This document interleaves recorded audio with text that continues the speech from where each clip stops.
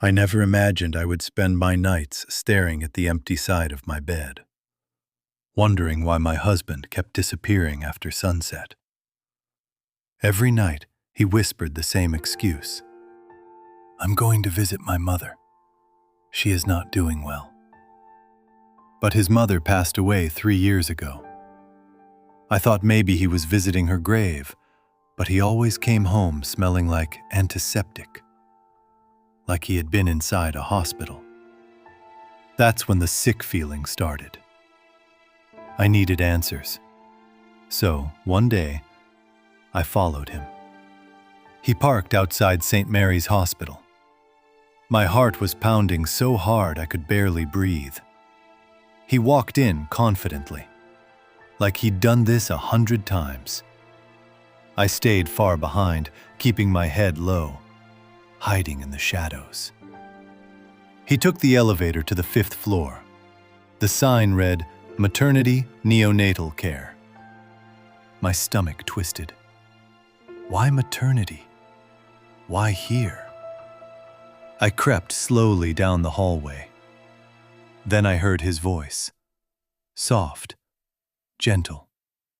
The kind of tone he had not used with me in years. I peeked through the glass window.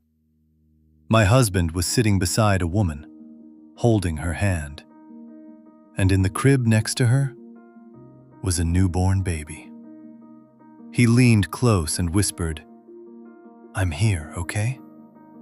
You are not alone. Our daughter is perfect." My knees almost gave out. He had another family, a whole other life.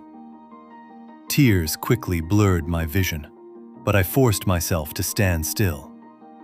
I needed the truth. I needed all of it. Hours later, he finally came home. I sat at the kitchen table, holding the hospital bracelet I picked up from the hallway. When he saw it, his face turned the color of ash. "Who is she?"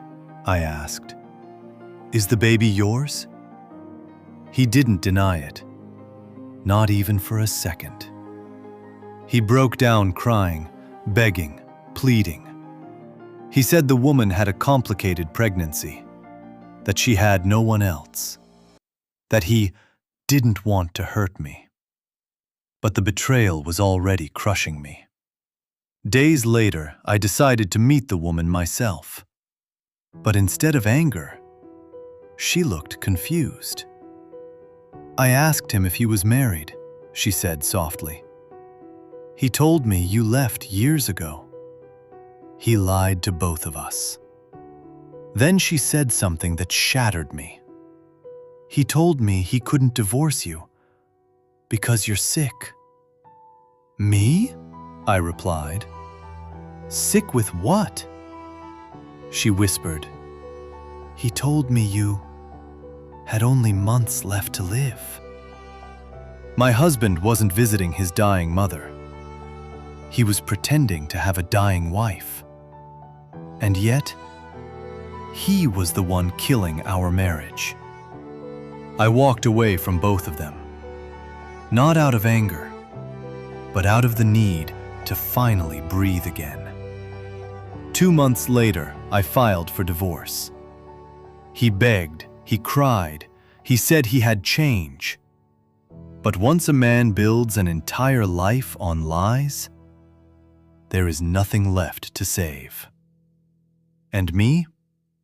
I learned that sometimes the truth hurts, but it also sets you free.